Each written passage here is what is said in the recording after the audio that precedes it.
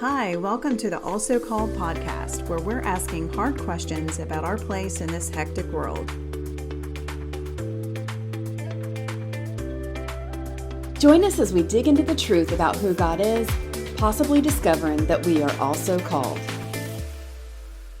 So, welcome to the Also Called podcast. In today's episode, we're going to continue the conversation about Mary. Okay, so for our listeners, we have been talking about Mary of Nazareth and specifically about God showing up through an angel and saying, "Hey, do you want to be the mother of the Messiah?" And that was a big ask because she was betrothed, obviously had not consummated her marriage yet. And so that was a big deal culturally for her to say yes to that.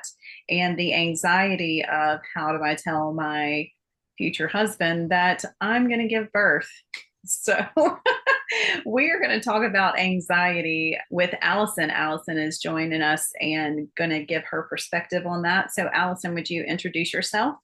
Yes, I'm originally from Mississippi, and as a teenager, I moved to Georgia, lived there for quite a long time, then moved to Florida, and I'm now currently building my practice in Florida, where I had one in Georgia for many years. So I'm really excited to be a part of this project. It just, to me, really brings out something that a lot of women, I think, maybe didn't really understand, and just a place to go to, really it almost is a resource to understand all the different women that have a part in Jesus's mission. Thank you. Allison, what is it that drew you to being a part of the Other Disciples project? To me, I really feel like these women are such an integral part of what Jesus did, and that they came alongside of him and in a lot of ways financially made sure that he was able to do what God called him to do, and that they really are another disciple alongside of all of the men that were participating. So Allison, what drew you to writing about Mary of Nazareth? Well, she's a very important person in the history of our faith. She is the mother of Jesus, and I just really wanted to understand her more from a psychological perspective, and I can kind of see why she felt some anxiety. What did you enjoy most about writing about Mary, or what did you relate to most in her story? Well, I think I can relate to how she felt having the big ask and just really feeling like, whoa, what am I gonna do here? What's the next step? How do I fulfill this? How do I go through with this? Being probably a preteen had to have been pretty scary and caused a lot of wonders and worries. So, how would you define anxiety to our listeners? Well, first of all, I'd start off by saying what anxiety is not. It's not everyday stress and nervousness. We all have that. We all have challenges throughout the day. That's not anxiety. And I think sometimes that word is used in replacement of, a little bit of worry or a little bit of nervousness over a test. Anxiety actually is a persistent and excessive worry, up a few notches, and that it is out of proportion to the situation. Again, it's persistent and it has a considerable negative effect on our daily functioning. It actually kind of gets in the way of being able to, do what we need to do. So it also continues even without the stressor or the specific trigger. So the anxiety kind of hangs out with the person, even though maybe they're not in the situation that initially caused the anxiety anymore. Anxiety can be a learned response.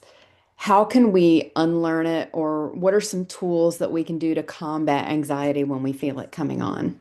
Definitely these tools are things you want to kind of keep with you and have ready and have practiced beforehand, so that in the midst of anxiety you can't forget how to do it. One is really big, is learning how to relax.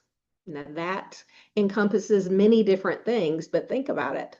Relaxing is the opposite of being anxious. And so the more I can fill my life with relaxing, calming my body, my mind, the less often I'm going to experience anxiety. So it can mean different things for different people. It could be something like a hot bath that takes me away from those thoughts and helps to relax my body. Water is definitely one of those things that has a very calming effect. Also, recognizing that possibly the anxiety was a response to something learned from someone else. It may have been a behavior that was modeled. Is this actually the way I want to continue to respond to life? Or was this something that I saw someone who was maybe very important to me responding to life in that way? And so, from that point, yes, learning some different coping mechanisms rather than going to anxiety, which, by the way, can actually be considered a coping mechanism, and learning the truth to counteract the lies that have kind of kept us responding in anxiety to the situations that we're going through. The truth may be that I really am safe in this world, and that there are very rare situations where I should really be worried about my safety, rather than that lie that, this world isn't completely not safe, and no matter where I go or what I'm doing, I am to be worried for my own safety. I love that the way God created us, our brain is just trying to keep us safe.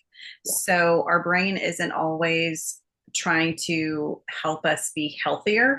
It's just trying to keep us safe. So when we're stressed out about being late or whatever, or we start getting overwhelmed with something, one of the things that Dr. John Deloney says all the time is, I would be concerned if you didn't have anxiety when you're upside down in your mortgage and you've got twins on the way and you've been laid off from your job, because your body needs to tell you, hey, something's wrong.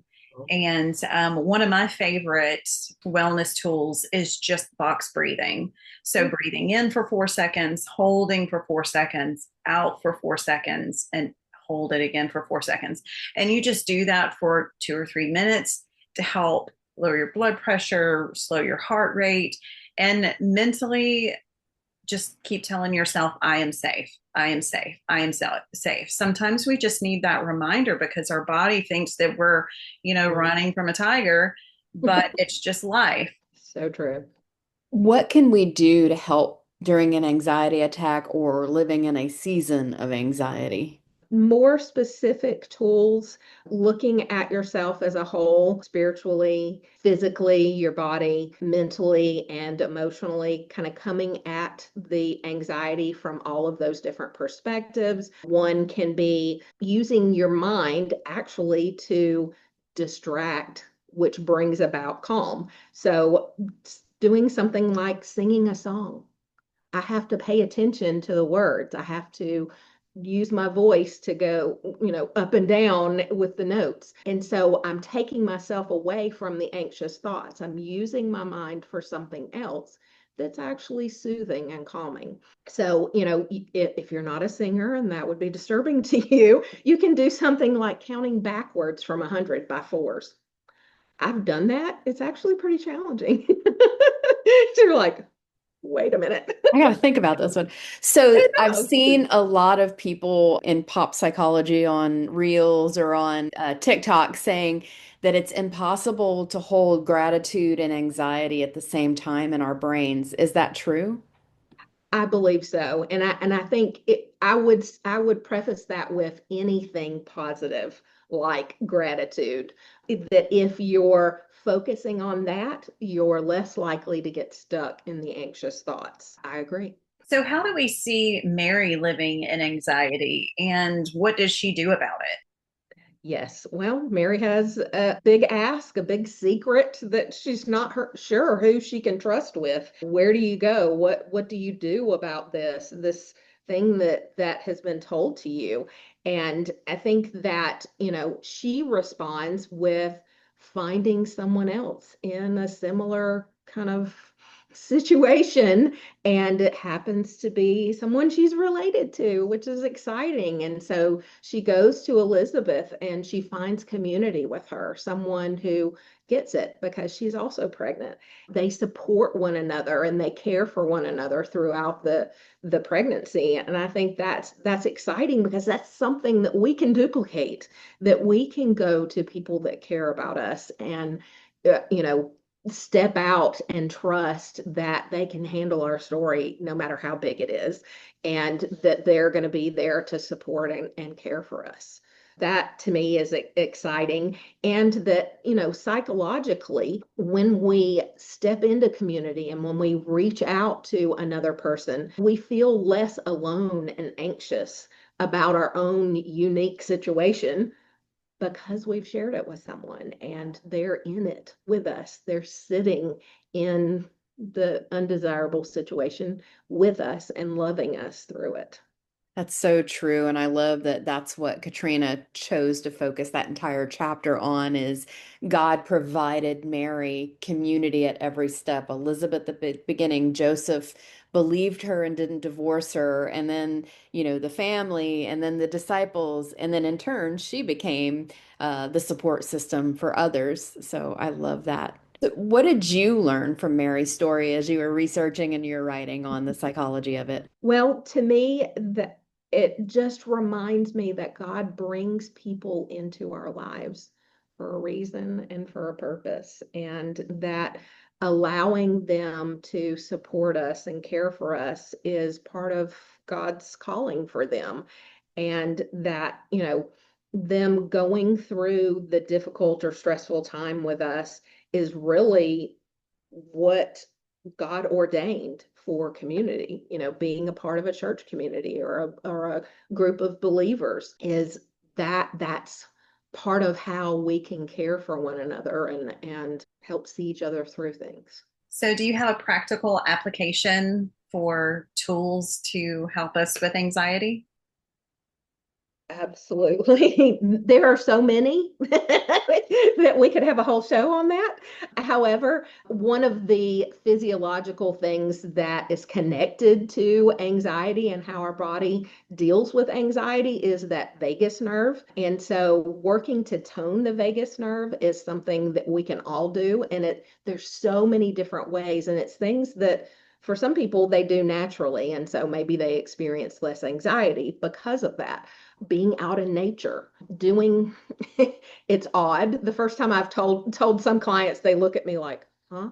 Doing things that vibrate the vagus nerve, like gargling, humming, singing, all of those things actually help to tone that vagus nerve so that it works properly, so that it does the job that it's designed for. And so something that seems a little odd, but it actually works, is intentionally thinking good things about other people. So that also tones that vagus nerve. We're doing something that maybe doesn't come naturally to us, especially if someone is irritating, thinking, okay, just because this is an irritating situation and they're participating in it does not mean that they don't have some great qualities. And those great qualities are, they're organized and they can be very helpful in certain situations and things like that. So I would definitely suggest to anybody who struggles with anxiety on a regular basis, look up how to tone the vagus nerve. There are so many different ideas that it is astounding. Just finding 2 or 3 that work for you and that help you kind of notice a difference in how you deal with stressful situations. I mean, that is life changing. It really is. I would say personally, I used to be more of an anxious person. That's not even a part of my life really anymore. I mean, it's just it's amazing because what was funny is I realized a lot of the things that tone the vagus nerve, I was starting to do naturally, like seek to be outside in nature, not stay inside in front of a computer all the time. Do things that are healthy for me, and that in turn, it's healthy for my vagus nerve that decreases my anxiety. I love that we're talking about the vagus nerve. That has been one of my things that I've kind of focused on this past year. I Yeah. actually ordered this little card deck off of Amazon, and it has 75 cards, and it's broken up into 3 different categories. One is for calming, one is to activate it, and one is for connection. So depending on if you need to calm down because your anxiety has you like kind of all over the place and you just need to calm yourself, like touching your lips, just to Yes, those sensory bring you things. back into your body and I am safe. But also when we're in when we're in a constant state of fight or flight, sometimes our body is like, okay, the tiger has us, just lay here and die. So if you go, Yes. that's when you go into that dorsal reflex. That's for those people who are at such a high anxiety level. You get to this point where everything is too much, so you end up just shutting down and maybe staying in bed, not showering for 2 or 3 days, that kind of thing. So there are also cards to just get you activated. Like you said, like those things like humming or jumping or stuff like that. The point is to get back into your body. Yes. So I love that we're talking about the vagus nerve, because that has been so helpful for me in my own journey. So that is a wonderful tool. And we'll link that in the show notes for anybody who's interested in that. But there are a ton of things that you can look up. Just do a quick Google search. Right. There are so many things that you can do. And another program that I would personally recommend is find a peer support specialist. And they have what is called the WRAP program. It's a wellness recovery action plan. And it's something that it's tailor made to you. So it's things that you enjoy, and it's always things that are free and safe. So because there are some coping mechanisms that are not safe. So I'm creating this action plan with somebody, which again goes back to what we were talking about with Mary, going to somebody who has experienced the same thing. And that's the beauty of peer support specialist. You're going to someone who has experienced some of the things that you have, and they have some wisdom to share with you. When you were talking about that, it brought to mind this scene from the Hunger Games after Peeta is recovered from the Capitol. And he repeatedly says, "This is what I know is true." And he just has this list, and then Katniss ends up picking up doing that list. Is this the same thing? It's just a grounding of what's true. Absolutely. Okay. Yeah, we've got to remind ourselves what's true, or the lies will take over. Yeah. That's good. Thank you for joining us. We'd love to hear your thoughts on Mary of Nazareth. So drop us a line in the comments, or for the larger conversation, go to our social media. All of our links are below in the show notes. So join us next time as we dive into more women and we explore our book, The Other Disciples. Thank you so much for joining us today. Also Called provides a space for honest conversations about the truth of who God is, who we are, and the relationships He wants us to have with Him, each other, the church, and ourselves. This episode was just the start of the conversation. Be sure to check the show notes for extra resources to go further.